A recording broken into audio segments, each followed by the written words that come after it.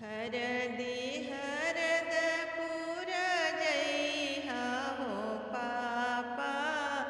हरदि हरदपुर जइहा हो पापा। सोने के कुदरिया हरदि कोड़िया हो पापा। सोने के कुदरिया हरदि कोड़िया हो पापा। सोने के कुदरिया हरदि कोड़िया हो पापा।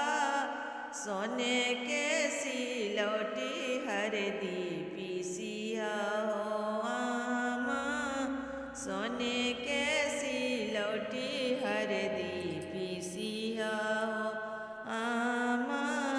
सोने के सिलौटी हरदि पीसिया हो आमा। आमा के पोलौआ हरदि चढ़इया हो पापा। आमा के पोलौआ हरदि चढ़इया हो पापा। हरदि हरदपुर जइहा हो चाचा। हरदि हरदपुर जइहा हो चाचा। सोने के कुदरिये हरदि कोड़िया हो चाचा। सोने के कुदरिये हरदि कोड़िया हो चाचा। सोने के कुदरिया हरदि कोड़िया हो चाचा। सोने के सिलौटी हरदि पीसिया हो चाची। सोने के सिलौटी हरदि पीसिया हो चाची। सोने के सिलौटी हरदि पीसिया हो चाची। आमा के पोलौआ हरदि चढ़इया हो चाचा।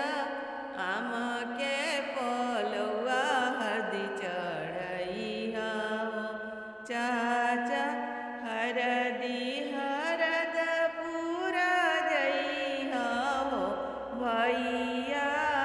हरदि हरदपुर जइहा हो भैया। सोने के कुदरिया हरदि कोड़िया हो भैया।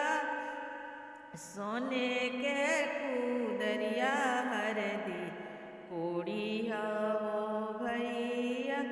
सोने के कुदरिया हरदि कोड़िया हो भैया। सोने